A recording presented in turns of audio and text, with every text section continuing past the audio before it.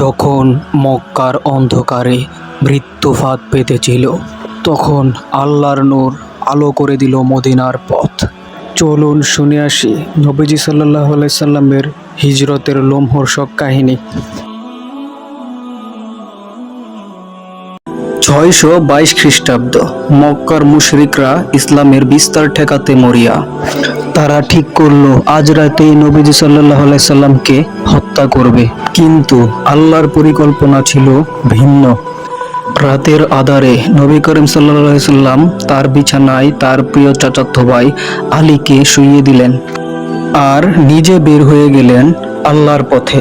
ঘর ঘিরে থাকা কুরাইশদের চোখে ধুলো দিয়ে তিনি অদৃশ্য হয়ে গেলেন। রাসূল সাল্লাল্লাহু আলাইহি সাল্লাম মক্কা ছাড়লেন তার প্রিয় সাথী হযরত আবু বকর রাদিয়াল্লাহু তাআলা আনহুকে নিয়ে। তারা সরাসরি পথে না গিয়ে সাউর পর্বতের গুহায় আশ্রয় নিলেন। 3 দিন 3 রাত তারা পর্বতের গুহায় লুকিয়ে রইলেন। শত্রুপক্ষ গুহার বাইরে অবস্থান নিলে কবুতর সেখানে ডিম পাড়ে এবং মাকড়সা জাল বুনে। তখন তারা মনে করে জায়গাটিতে কেউ প্রবেশ করেনি, অতঃপর তারা অন্যত্র চলে যায়। এরপর শুরু হলো মরুভূমির দীর্ঘ যাত্রা। রোদে পুড়ে বালির ঝড়ে রাতের অন্ধকারে তারা এগিয়ে চললেন নিরাপদ পথের উদ্দেশ্যে। পিছনে শত্রুরা তাড়া করলেও আল্লাহর সাহায্যে কেউ ধরতে পারল না।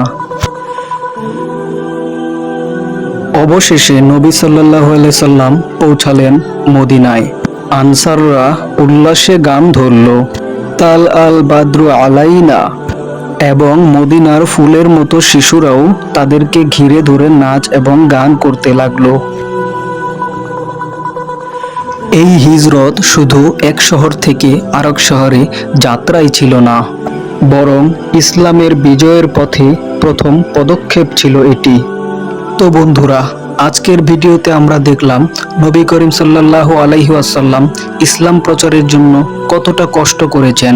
তিনি নিজেদের লোকের দ্বারা, নিজেদের চাচাদের দ্বারা ষড়যন্ত্রের শিকার হয়ে নিজের দেশ ছেড়ে অন্য দেশে চলে গিয়েছেন। মাতৃভূমি ছাড়া যে কি কষ্ট, যারা ছেড়েছেন শুধুমাত্র তারাই বুঝবেন। ইসলামের জন্য নবী করিম সাল্লাল্লাহু আলাইহি ওয়াসাল্লাম তার দন্ত মুবারক শহীদ করেছেন। তিনি লাইফে অনেক ত্যাগ স্বীকার করেছেন। তায়েফে ইসলাম প্রচার করতে গিয়ে নবী করিম সাল্লাল্লাহু আলাইহি ওয়াসাল্লাম মুশরিকদের দ্বারা রক্তাক্ত হয়েছেন, কিন্তু এত কিছুর পরেও আল্লাহর দ্বীন থেকে তিনি বিচ্যুত হননি। তিনি ইসলাম প্রচার করে গিয়েছেন এককভাবে।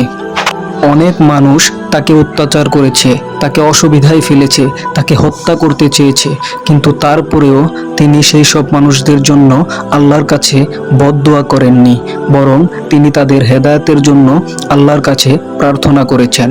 একজন বুড়ির কথা আমরা অবশ্যই জানি, যিনি নবীজি নামাজে যাবার পথে তার পথে কাঁটা ফেলে রাখত।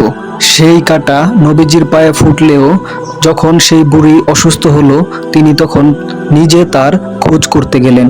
হ্যাঁ, এটাই ইসলামের শেষ নবী এবং মহান নবী হযরত মুহাম্মদ সাল্লাল্লাহু আলাইহি ওয়াসাল্লামের স্বভাব এবং চারিত্রিক বৈশিষ্ট্য।